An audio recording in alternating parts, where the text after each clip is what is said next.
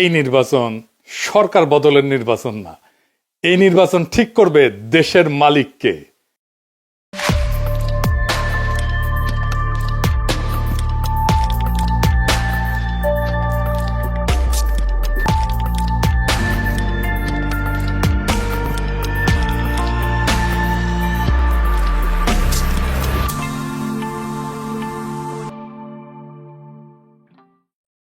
এগারো দলের নির্বাচনে ঐক্য হয়েছে, আলহামদুলিল্লাহ। এইটা আরো ভালোভাবে হইতে পারতো, কিন্তু হয় নাই। যাই হোক, অসুবিধা নাই। এই জোটকে এখন বিজয় হইতে হবে।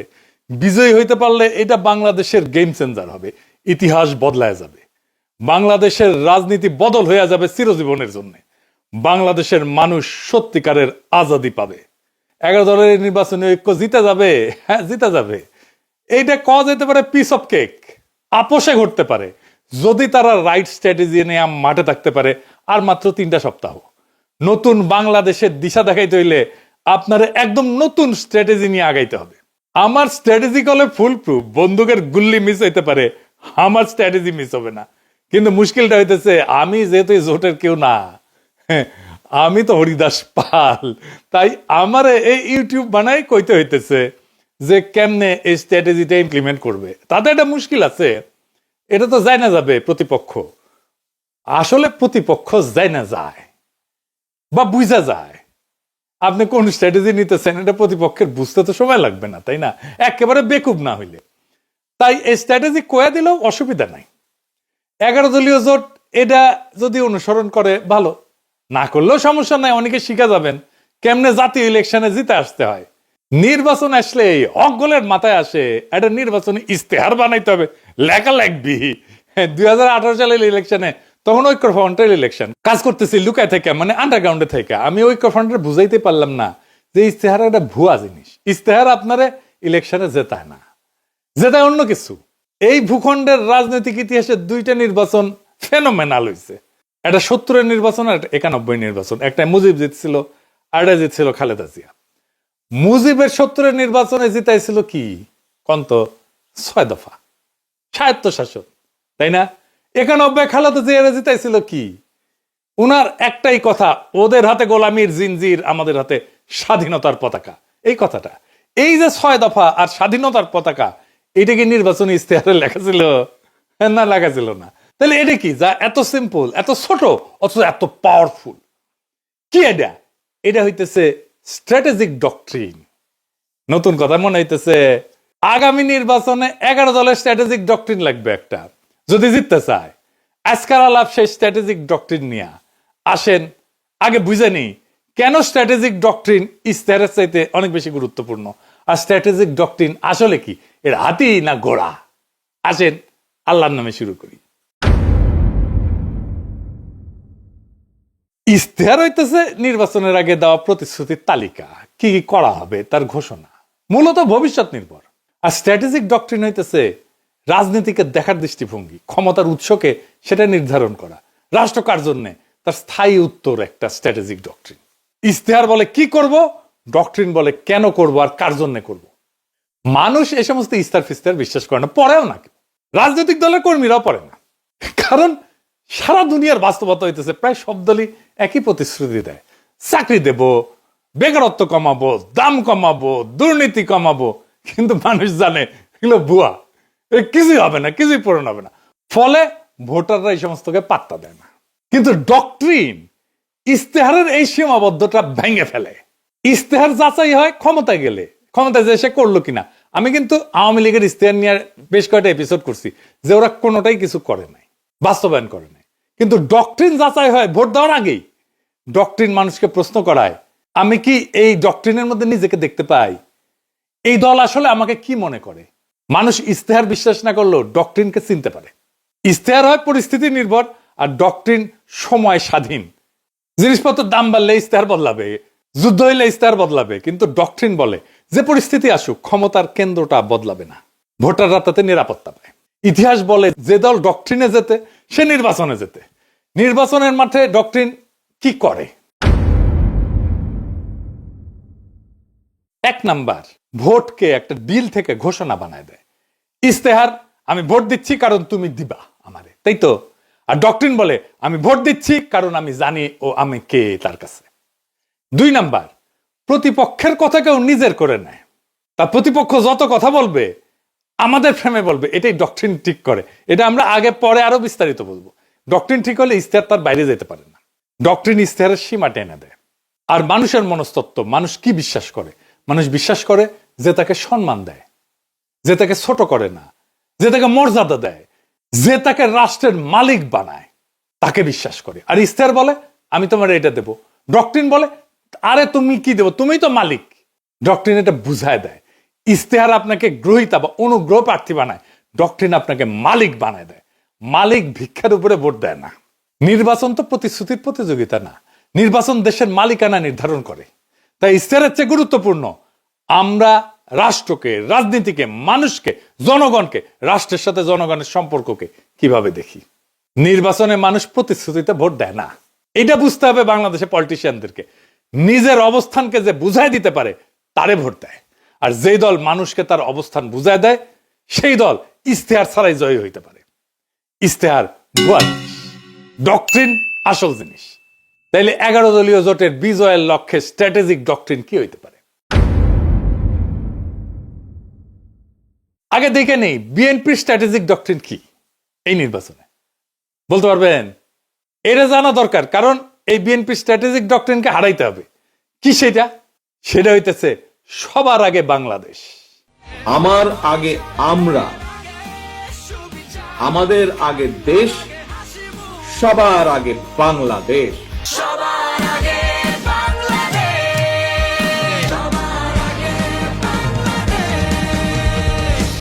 দেখেছেন উনারা সচেতন ভাবে করছেন কিনা এটা উনারাই বলতে পারবেন।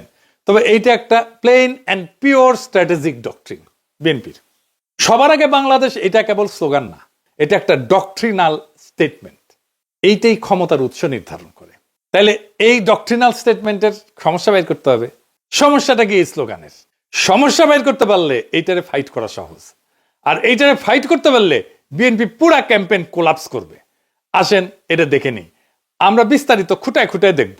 তাইলে বুঝবেন এই সরল কথার মধ্যে কি গরল লুকায় আছে। গরল মানে জানেন তো, বিষ বিষ বিষ।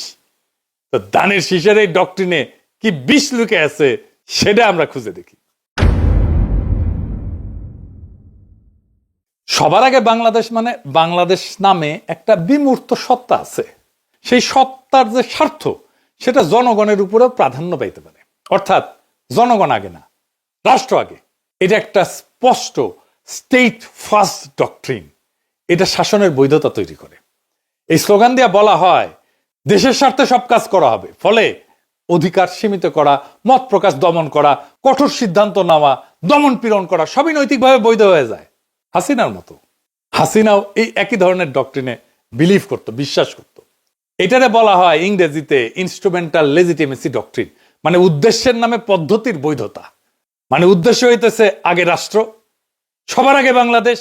সেই জন্যে ওই সবার আগে বাংলাদেশকে রাখার জন্য যা যা পদ্ধতি আমি অ্যাপ্লাই করব সব বৈধ, সব সহি। এইটা জনগণকে সাবজেক্ট না অবজেক্ট বানায়, মানে জনগণ আর মালিক থাকে না, শাসিত হওয়ার বস্তু বানায় ফেলে। এই ফ্রেমে দেশ উপরে, জনগণ নিচে। জনগণ দেশকে সেবা দিবে, সেবা। জনগণ এখানে রাষ্ট্রের মালিক না, রাষ্ট্রের উপকরণ। এইটাকে প্যাটার্নালিস্টিক ডক্ট্রিনও বলা যায়, মানে অভিভাবক সুলভ শাসন ডক্ট্রিন বা অভিভাবকত্ববাদী রাষ্ট্রনীতি। এটা মানে কি? রাষ্ট্র নিজেকে জনগণের অভিভাবক মনে করে, আর জনগণকে দেখে অপ্রাপ্ত বয়স্ক, বুঝে না, নতুন, অক্ষম হিসাবে। এই এই সোনামণি বসো, জান তুই টেকে এখন নতুন নতুন। যাদের হয়ে রাষ্ট্র ভালো বুঝে সিদ্ধান্ত নেয়। এই ডক্ট্রিনে জনগণ মালিক না, তত্ত্বাবধানে থাকা ব্যক্তি, যার সম্মতি প্রয়োজনীয় না, আনুগত্যই যথেষ্ট। প্রশ্ন করাকে দেখা হয় অকৃতজ্ঞতা হিসাবে। প্যাটার্নালিস্টিক ডক্ট্রিন, বোঝা গেছে? হাসিনা বলতো অকৃতজ্ঞ জাতি। এইখানে রাষ্ট্র বলে তোমার চেয়ে আমি বেশি বুঝি, আমি সবচেয়ে বেশি বুঝি। এই অভিভাবকত্ববাদী রাষ্ট্রনীতি এমন একটা শাসন দর্শন যেখানে জনগণ, নাগরিকরা রাষ্ট্রের সন্তান। সন্তান বললে ভালো শোনায়, আসলে ওই অর্থে না আর কি, মানে অপ্রাপ্ত বয়স্ক জনগণ। দেখেন সবার আগে বাংলাদেশের ডক্টরিন কিন্তু পাল্টায় না কখনোই, মানে ধরেন যুদ্ধেও একই থাকে, সংকটেও একই থাকে, দমনেও একই থাকে। যুদ্ধও মানাবে, এটা সংকটও মানাবে, দমনেও মানাবে, কারণ দেশের জন্য সব যুক্তি খাটে। এটি ডক্টরিনের লক্ষণ। ডক্টরিন হয়ে উঠতে হইলে এরকম যে কোনো পরিস্থিতিতে এইটা কাজে লাগবে। এটা সীমা টানে না, ক্ষমতাকে অসীম কইরা দেয়। এই স্লোগানে কোথাও বলা নাই কি করা যাবে না, জনগণ কখন না বলবে, ক্ষমতার সীমা কোথায় বলা নাই। ক্ষমতা নিজেই তার সীমা ঠিক করে। এটা আনচেকড সোভার্নিটি ডক্ট্রিন, সীমাহীন সার্বভৌমত্বের ডক্ট্রিন। এইটা নিয়ন্ত্রণহীন সার্বভৌমত্ববাদী রাষ্ট্রনীতি। রাষ্ট্র নিজেই নিজেকে চূড়ান্ত ক্ষমতার উৎস মনে করে, যার উপরে জনগণের সম্মতি, জনগণের জবাবদিহিতা চাওয়ার অধিকার, এমনকি জনগণের এটা সীমা ঠিক করে দেওয়া, এটা কাজ করে না। এই ডক্ট্রিনে ক্ষমতার উপরে কোনো কার্যকর নিয়ন্ত্রণ থাকে না। রাষ্ট্রের স্বার্থ সব প্রশ্নের ঊর্ধ্বে। নাগরিক অধিকার এখানে শর্ত সাপেক্ষ হয়ে যায়। রাষ্ট্র বলে আমি সিদ্ধান্ত নেব, সীমা আমি ঠিক করব, তুমি কোন তেজপাতা, তুমি কোন। তার মানে সবার আগে বাংলাদেশ কোনো আবেগী স্লোগান না, এটা এমন একটা স্ট্র্যাটেজিক ডক্ট্রিন যা রাষ্ট্রকে জনগণের উপরে স্থাপন করে এবং ক্ষমতাকে সীমাহীন বৈধতা দেয়। তাইলে এই সবার আগে বাংলাদেশ এই স্লোগানের স্ট্র্যাটেজিক ডক্ট্রিনকে হারাইবেন কেমনে? এই প্রথম কৌশল হইতেছে এটাকে আক্রমণ করা যাবে না। আক্রমণ না করে হারানো যায়, খুব চমৎকার ভাবে হারানো যায়, অপরূপ ভাবে হারানো যায়, মোলায়েম ভাবে হারানো যায়। কারণ আপনি এটা ব্যাখ্যা করতে পারবেন না এখন কেন এটা খারাপ। আপনি জন ধরে বুঝাইতে পারবেন না, টাইম নাই, কইতে পারবেন না বুঝিস এই স্লোগান কিন্তু তোমার স্লোগান। তাই এইটার কৌশল অন্য। কি সেই কৌশল? এই স্লোগানকে গ্রহণ করতে হবে। আমরা এটাকে গ্রহণ করতেছি কারণ রাজনীতিতে যে স্লোগান জনগণের মনে কিছুটা ঢুকে গেছে, সেটাকে ভাঙা সহজ হয় না, কিন্তু সেটাকে নতুন অর্থ দিতে পারলে জেতা যায়। আমরা এটাকে নতুন অর্থ দেব। তাহলে কি হবে? Counter narrative. কিভাবে আমরা এই কথাটাকে নতুন মিনিং দিতে পারবো, নতুন অর্থ দিতে পারবো? তাহলে আমাদের এমন একটা স্লোগান আবিষ্কার করতে হবে যেই স্লোগানের মানে এই বিএনপি স্লোগান সবার আগে বাংলাদেশের স্লোগানের অনিবার্য পরিণতি বলে মনে হয়, ডেস্টিনি বলে মনে হয়। কি হইতে পারে সেটা? সবার আগে বাংলাদেশের কাউন্টার ন্যারেটিভ হবে আমরাই বাংলাদেশ। ওরা বলবে সবার আগে বাংলাদেশ, আমরা বলবো সেটাই তো আমরাই বাংলাদেশ। এখানে কোনো ঝগড়া নাই, এখানে কোনো কনফ্রন্টেশন নাই, এখানে কোনো কন্ট্রাডিকশন নাই, এখানে আছে কমপ্লিশন, সম্পূর্ণতা। বিএনপি বলছে কি আগে, আমরা বলছি ওইটা আসলে কি, কেন আমরাই বাংলাদেশ। বিএনপির সবার আগে বাংলাদেশ স্লোগানকে আমরাই বাংলাদেশ স্লোগান সুপারসিড করে যাবে। এখানেই মূল খেলা। আমি এখানে কয়েকটা দিক ব্যাখ্যা করব কেনে কিভাবে এটাকে সুপারসিড করে যাবে। আসেন সেটা বুঝে দেখি, খুব মজা লাগবে। প্রথমে দার্শনিক ব্যাখ্যা, মানে পলিটিক্যাল ফিলোসফির ব্যাখ্যা। বাংলাদেশ জমি না, পতাকা না, সংবিধানে কাগজ না, বাংলাদেশ হলো মানুষের সমষ্টিগত রাজনৈতিক অস্তিত্ব। এখান থেকে আসে জনগণের সার্বভৌমত্ব। মানুষ মানে রাষ্ট্রের মালিক। তাই আমরাই বাংলাদেশ কোনো আবেগিক কথা না, এটা সার্বভৌমত্বের ঘোষণা। বিএনপি দেশকে একটা বাইরের বস্তু হিসেবে দেখে, আমরা দেশকে নিজেদের পরিচয় হিসেবে দেখি। 2 নাম্বার রাষ্ট্রনৈতিক ব্যাখ্যা বা স্টেট লজিক। বিএনপির ফ্রেম রাষ্ট্র আগে, রাষ্ট্র সিদ্ধান্ত নেয়, মানুষ উপকারভোগী। আমাদের ফ্রেম মানুষ আগে, মানুষ সিদ্ধান্ত নেয়, রাষ্ট্র মানুষের যন্ত্র। এইখানে ক্ষমতার কেন্দ্রটা বদলায় যায়। এইটাকে বলে সাবজেক্ট শিফট। বিএনপি বলে আমরা দেশ চালাবো, আমরা বলি আমরাই দেশ। এই অবস্থান থেকে কাউকে হারাইতে গেলে বলতে হয় তুমি দেশ না। এইটা তো সে বলতে পারবে না। রাজনীতিতে এর চেয়ে আত্মঘাতী কথা আর নাই। 3 নম্বর হইতেছে পলিটিক্যাল স্ট্র্যাটেজির ব্যাখ্যা। এটারে বলা হয় ক্লাসিক ফ্রেম হাইজ্যাকিং। বিএনপি যতবার বলবে সবার আগে বাংলাদেশ, ততবার তারা আসলে বলবে আমরা আগে। তারা নিজেরাই জনগণকে কেন্দ্র বানাবে, আমাদের ফ্রেম রিপিট করবে। এটারে বলা হয় নো এসকেপ ন্যারেটিভ। ওরা কথা বললেই আমার ভাষায় কথা বলবে। 4 নম্বর হইতেছে মার্কেটিং ব্যাখ্যা, পলিটিক্যাল মার্কেটিং আর কি, মানে পণ্যের মার্কেটিং না। বিএনপির স্লোগান অ্যাবস্ট্রাক্ট প্রোডাক্ট সেন্ট্রিক, মানে মানুষ শুধু সমর্থন করে। আমাদের স্লোগান আইডেন্টিটি বেসড, মানুষ নিজেকে এটার ভিতরে দেখতে পায়। মানুষ পোস্টারে লিখবে আমরাই বাংলাদেশ, কারণ এটা স্লোগান না, এটা সেলফ আইডেন্টিটি স্টেটমেন্ট। মানুষ যেটা নিজের পরিচয় মনে করে ওইটার সাথে বিশ্বাসঘাতকতা করে না। বোঝা গেছে? খুব সিম্পল 2টা শব্দ, বিধ্বংসী। আপনাদের মনে আছে আওয়ামী লীগের জয় বাংলা স্লোগানটারে ক্যাপচার কইরা ধ্বংস করে দিছিলাম। আগে ক্যাপচার করছি, তারপরে ধ্বংস করে দিছি, ডেস্ট্রয় করে দিছি। বেশি দিন আগের কথা না, মনে আছে না যেই স্লোগান তাদেরকে উদ্দীপ্ত করার কথা, সেই স্লোগানটাকে আগে ক্যাপচার কইরা ধ্বংস করে দিছিলাম একেবারে পুরাপুরি। এই টেকনিকে এবার আসেন ইলেকশন জার্নির আর্ক, সেটা আবার কি? এটা আসলে কি? নয়া নয়া জিনিস করছেন দাদা, কঠিন মনে হচ্ছে? আরে কঠিন না, সেল চালাইয়া বুঝে যাবেন। আসেন সেল চালাইয়া বুঝে নিই। এইটা আসলে ভোটের আগে থেকে ক্ষমতায় যাওয়ার পর পর্যন্ত জনগণকে একসাথে নিজের সাথে যুক্ত রাখার রোডম্যাপ, পথ নকশা। এখানে ভোট শুধু একটা ঘটনা, পুরো গল্প না, ঠিক আছে? বর্তমান বাংলাদেশের বাস্তবতাটা কি? এটা কি জন অসন্তোষ এটা দিয়ে শুরু হয়? তা না, শুরু হয়েছে একটা হতাশা দিয়ে, গভীর হতাশা দিয়ে, একটা ভ্রম দিয়ে, একটা ভুল দিয়া। সব বদলাইছে মনে হয়, কিন্তু আসলে কিছু বদলায়নি। আগের বন্দোবস্ত, আগের রাষ্ট্রযন্ত্র, আগের ক্ষমতার ভাষা, আগের নিয়ন্ত্রণ সব ঠিক আছে, শুধু মুখ বদলাইছে, দল বদলাইছে। মানুষ স্পষ্ট দেখতেছে বিএনপি ধীরে ধীরে আওয়ামী লীগের আগের জায়গাগুলো নিচ্ছে, কাঠামো ভাঙতেছে না, দখল বদলাচ্ছে। সবচেয়ে গুরুত্বপূর্ণ বাস্তবতা হইতেছে তারেক রহমান তো নির্বাচিত প্রাইম মিনিস্টার না, কিন্তু তিনি ডিফ্যাক্টো দেশের প্রধান সিদ্ধান্ত কেন্দ্র। এখানে মানুষ বুঝে যায় সমস্যা ব্যক্তি না, সমস্যা হচ্ছে একই রাষ্ট্র একইভাবে চলে। এই উপলব্ধিটাই ইলেকশন জার্নির প্রকৃত শুরু। নির্বাচন শেষ না, নির্বাচন দিয়ে নাগরিক তার মালিকানা দখল করবে। এখানে ইলেকশন জার্নির আর্ক পূর্ণতা পায়। স্লোগান থেকে যাত্রা। এর প্রথম ফেজে কি হবে? পরিচয়কে জাগরিত করা। আমরাই বাংলাদেশ, এটা আমাদের পরিস্থিতিকে জাগ্রত করবে। এই পর্যায়ে প্রতিশ্রুতি কম, দর্শন বেশি। এর লক্ষ্য কি? মানুষ ভোটার না, মানুষকে বলা আপনি একটা পলিটিক্যাল এন্টিটি, রাজনৈতিক সত্তা। 2 নাম্বার ফেজে কি? নৈতিক প্রশ্ন, মরাল কোশ্চেনিং। এইখানে প্রশ্ন উঠবে, আমরাই যদি বাংলাদেশ হই তাহলে এত অন্যায় কেন, এত অবিচার কেন, এত বেইনসাফি কেন? এখান থেকে আসবে ইনসাফের প্রশ্ন। ইনসাফ মানে ভিক্ষা না, দয়া না, অধিকার ফেরত নেওয়া। মানুষ তখন বোঝে অন্যায়টা তো তাহলে আমার বিরুদ্ধে, বেইনসাফি তো আমার বিরুদ্ধে। আমরাই যদি বাংলাদেশ হই আর এই বাংলাদেশে যদি বেইনসাফি থাকে তাহলে এই বেইনসাফি আমার বিরুদ্ধে, কারণ আমি তো বাংলাদেশ।